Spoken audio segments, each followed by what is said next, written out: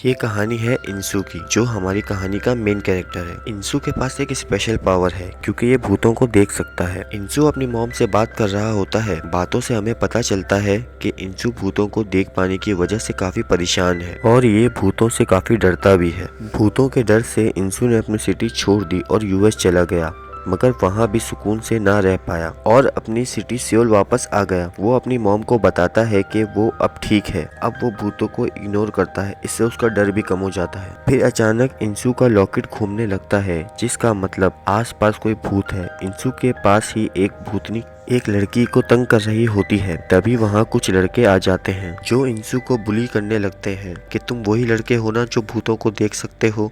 ये सुनते ही भूतनी इंसू को देख लेती है। फिर इंसू किसी तरह उनसे जान छुड़ाता है, मगर उनके जाने के बाद भूतनी इंसू के पीछे लग जाती है और उसके घर तक आ जाती है। फिर आखिरकार वो इंसू को अपनी मदद करने के लिए मना ही लेती है। फिर हम देखते हैं पुलिस वाले जमीन के नीचे से लड़की की लाश निकालते हैं, जिसे देखकर वो भूतनी बहुत जोर जोर से चिल्लाती है और इंसू इन आवाजों से काफी परेशान होता है। अगले सीन में हमें इंसू अपने अंकल से बात कर रहा होता है। वो अपने अंकल के पास जाकर रहने का सोचता है, लेकिन अंकल ये कहकर मना कर देते हैं कि दो लोग जिन्हें भूत दिखते हो वो एक ही घर में रहेंगे तो ज्यादा खतरा है।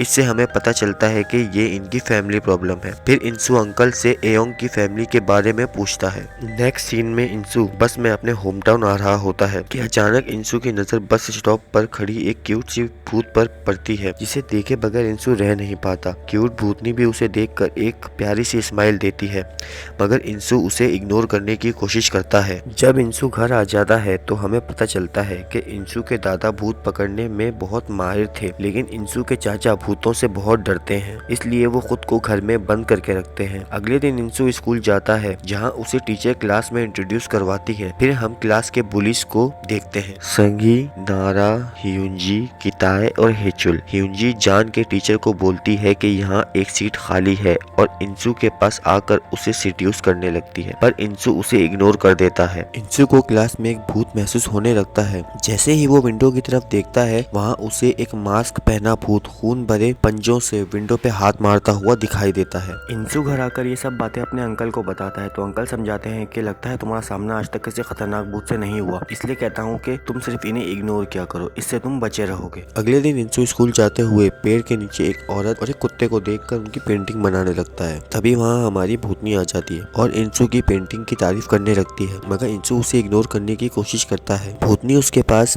बैठ जाती है और बताती है कि वो रेडी अंधी है और वो उनका गाइड डॉग है, मगर वो कुत्ता एक भूत है जो इंसू को नहीं पता चला था। फिर वहाँ हेचुल और किताई आ जाते हैं। हेचुल जानकर इंसू को मारने लगता है। फिर हमें फ्लैशबैक दिखाया जाता है कि जहाँ एयोंग मिसिंग थी। इंसू कहता है कि एयोंग उससे बातें कर रही है और ये कह रही है कि मैं पानी के नीचे सांस नहीं ले पा रही हूँ। इंसू की बात पर कोई भरोसा नहीं करता। हेचुल इंसू को धमकी देता है कि स्कूल में अपनी लो प्रोफाइल रखो, वरना मैं सबको बता दूंगा कि तुम भूतों को देख सकते हो। फिर सांगी दिखाई जाती है जो अपने घर आती है। घर पे आते ही उसे झूमर पर एक काली थैली दिखाई देती है। वो जैसे ही उसकी तरफ हाथ बढ़ाती है, वो थैली फट जाती है और सारा खून सांगी के मुंह पर आकर गिरता है। डर के मारे वो मुंह धोने की कोशिश करती है, लेकिन वॉश बेसिन से भी खून आ रहा था। वो जोर जोर से चिल्लाने लगती है। तभी वहाँ मास्क पहनी भूतनी आती है। सांगी नारा को फोन करके बोलती है कि वो वापस आ गई है, लेकिन उसकी आवाज आगे नहीं जाती। वो बार बार कहती है कि साही यहीं पर है, लेकिन कोई नहीं सुन पाता।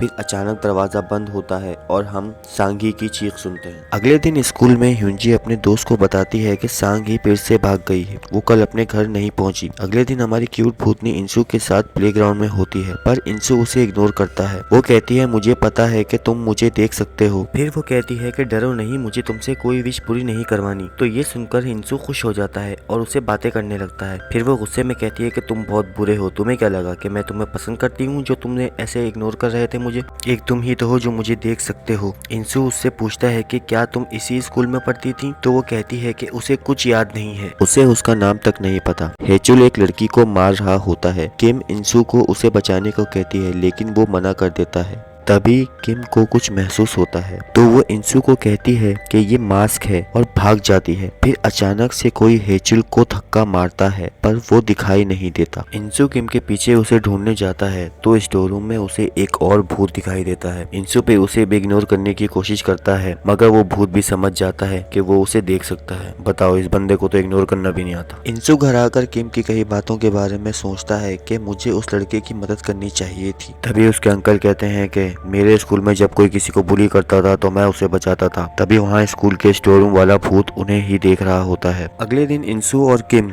उसी ब्लाइंड लेडी को बताते हैं कि उनका कुत्ता उनके पास ही बैठा रहता है। लेडी कुत्ते को सहलाने के लिए हाथ आगे करती हैं तो किम कहती है थोड़ा धीरे। वो लेडी ये सुन लेती हैं। किम हैरान हो जाती है कि वो लेडी देख तो नहीं सकती पर भूतों की बातें सुन सकती हैं। वो लेडी ये जानकर बहुत खुश होती है कि मरने के बाद भी उनका कुत्ता उनके साथ ही है। फिर इंसू और किम बातें करते हुए जा रहे होते हैं तो हमें पता चलता है कि एयोंग वो पहली भूत थी जिसे इंसू ने देखा था। फ्लैशबैक में एयोंग दिखती है जो इंसू को अपने कातिल के बारे में बताती है मगर वो डर के मारे किसी को बता नहीं पाता। इसीलिए वो वापस अपने होम टाउन आया है क्योंकि उसे लगता है कि एयोंग उसका इंतजार कर रही है। फिर वो एयोंग के घर जाता है। एयोंग की माँ की हालत ठीक नहीं होती। एयोंग के पापा इंसू का शुक्रिया अदा करते हैं एयोंग को ढूंढने के लिए। फिर एयोंग इंसू को देखकर स्माइल करते हुए चली जाती है और इंसू भी रोते हुए अपने दोस्त को अलविदा कहता है। इंसू और किम हल्की हल्की बर्फबारी में साइकिल पर जा रहे होते हैं।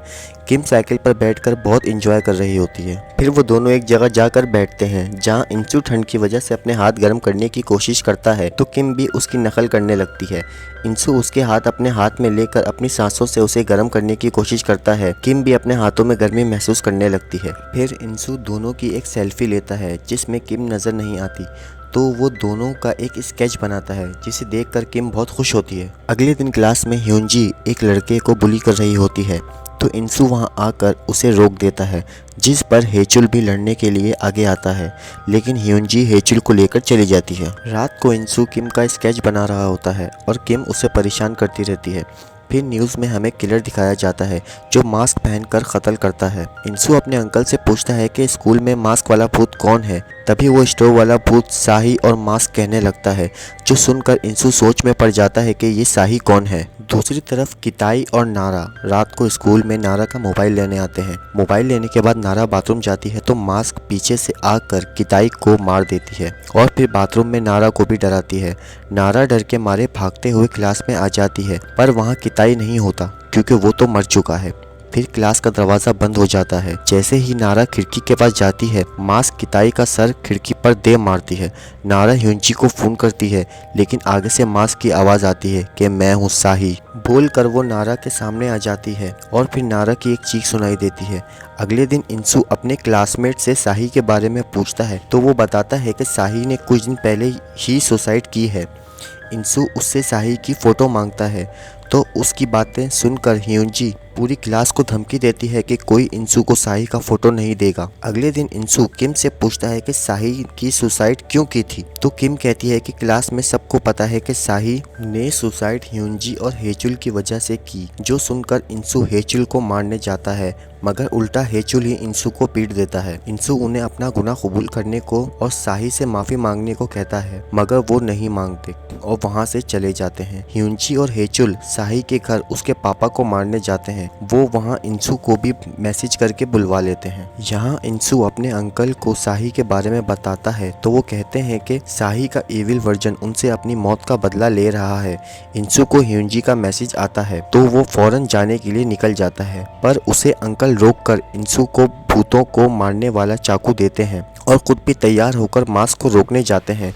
यहाँ ह्योंजी और हेचुल साही के पापा को ढूंढ रहे होते हैं कि अचानक कोई हेचुल को मार देता है। ह्योंजी डर से चिल्लाने लगती है। फिर उसे साही के पापा दिखाई देते हैं जो कि साही के कंट्रोल में होते हैं। ह्योंजी साही से माफी मांगती है पर साही उसे मार देती है। तभी इंसू भी वहां पहुंच जाता है और ह्योंजी की चीख सुनता है। इंसू घर के अंदर जाता है तो वहां उसे साही की बॉडी मिलती मिलती है, जिसका मास्क हटाने पर हमें पता चलता है कि हमारी क्यूट भूतनी किम ही साही है। फिर हमें फ्लैशबैक में दिखाया जाता है कि ह्यूंजी हेजुंग को बुली कर रही होती है, तो किसी ने टीचर को रिटर्न में कंप्लेन कर दी होती है। तो टीचर ह्यूंजी को डांट कर कहती हैं कि कल अपने पेरेंट्स को लेकर आना स्कूल।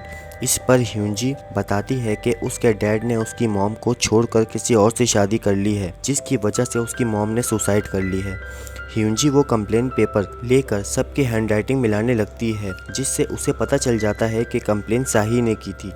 ये जानकर ह्यूंजी और उसके ग्रुप के लोग साही को बहुत टॉर्चर करते हैं। वहाँ पूरी क्लास में कोई भी साही को नहीं बचाता, हेजुंग भी नहीं, जिसको बचाने के लिए साही ने ये सब किया था। ह्यूंजी साही को मास्क पहनाकर धमकाती है कि अगर तू मुझे बिना मास्क के दिखाई दी तो अच्छा नहीं होगा। डर के मारे साही हमेशा के लिए मास्क पहनकर रखती है। वो लोग उसे स्कूल में एक पल भी सुकून से जीने नहीं देते। साही के पापा उनकी पुलिस कंप्लेन करना चाहते थे, लेकिन साही नहीं करने देती। उसके पापा उसकी इस हालत से बहुत परेशान थे। अगले दिन स्कूल में टीचर साही को क्लास में मास्क पहनने पर डांटती हैं और उसका मास्क उतार देती हैं। टीचर जाने के बाद ह्यूंजी और उसके ग्रुप के लोग फिर से साही को टॉर्चर करने लगते हैं, जलाते भी हैं, मगर इस बार भी कोई नहीं बचाता। सब बस देखते रहते हैं। साही ये सब बर्दाश्त नहीं कर पाती और सुसाइड कर लेती है।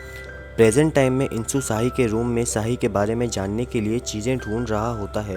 वहाँ उसे एक ड्राइंग बुक मिलती है, जिसे देखकर उसे अपने एलिमेंट्री स्कूल की याद आ जाती है, जहाँ साही इंसू के साथ पढ़ती थी। उसे याद आता है कि ये दोनों इसी बुक में ड्राइंग किया करते थे। इंसू को साही की डायरी मिलती है, जिसमें उन पांचों के नाम कटे हुए थे, बस एक नाम बाकी है, हेजुंग का। इंसू समझ जाता है कि अब मास्क हेजुंग को मारने स्कूल जाएगी। इंसू अपने अंकल को साही के घर जाकर रिचुअल करने को कहता है और ख़ुद स्कूल की तरफ निकल जाता है। इंसू के अंकल तैयार होकर साही के घर के लिए निकल जाते हैं। स्कूल में क्लास टीचर कंप्यूटर पर ऑनलाइन शॉपिंग कर रही होती है कि अचानक स्क्रीन पर मास्क नज़र आती है। स्कूल पहुंचने पर इंसू को टीचर का मैसेज आता है कि टीचर ने पूरी क्लास को लाइब्रेरी में बुलवाया है। इंसू लाइब्रेरी जाकर सबसे पूछता है कि टीचर कहाँ है, पर कोई इंसू की बात नहीं सुन रहा था। अचानक लाइट चली जाती है और एक पेट्रोल का गैलन वहां आकर गिरता है, जिससे हर तरफ पेट्रोल फैल जाता है। फिर वहां टीचर आती हैं, जिन्हें मास्क कंट्रोल कर रही है। वो पूरी क्लास को जला देना चाहती थी, क्योंकि उसके साथ जो हुआ उसके ज़िम्मेदार ये सब भी थे। मास्क लाइटर जलाकर आगे आती है।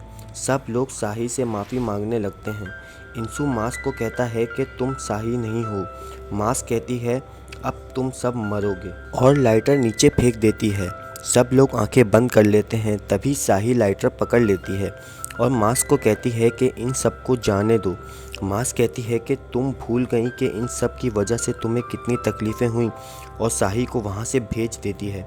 दूसरी तरफ इंसू के अंकल साही की बॉडी पर रिचुअल कर रहे होते हैं। वो जैसे ही अपनी तलवार को इंचेंटेड करते हैं, इंसू के पास वाला चाकू भी इंचेंटेड हो जाता है। इंसू मास्क को वो ड्राइंग बुक देता है, जिसमें वो और साही ड्राइंग करते थे। फिर हम फ्लैशबैक में देखते हैं कि साही को इंसू की बुक मिलती है, जिसमें उसने साही का स्केच बनाया होता है। ये सुनते ही मास्क चली जाती है। इंसू साही से माफ़ी मांगता है कि वो उसे नहीं पहचान सका। साही कहती है कि मैं तुम्हें वो बुक देना चाहती थी, मगर तुम्हारा ट्रांसफ़र हो गया था। साही इंसू को लाइटर दे ही रही होती है कि वहाँ मास्क आ जाती है और इंसू से लाइटर छीनने की कोशिश करती है। दूसरी तरफ इंसू के अंकल रिचुअल पूरा कर लेते हैं और यहाँ साही खुद को चाकू मार लेती है और रोते हुए इंसू को बाय बोलती है।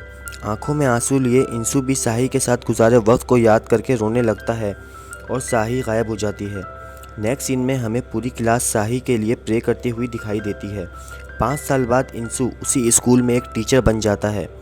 अपनी क्लास में उसे एक भूत दिखाई देता है जो उसे डराने लगता है, मगर अब वो भूतों से नहीं डरता। अगर आपको वीडियो अच्छी लगी तो इसे लाइक करें, दोस्तों के साथ शेयर करें और इस तरह की वीडियोस के लिए चैनल को सब्सक्राइब करें। मिलते हैं नेक्स्ट वीडियो में। अपना बहुत ख्याल रखें।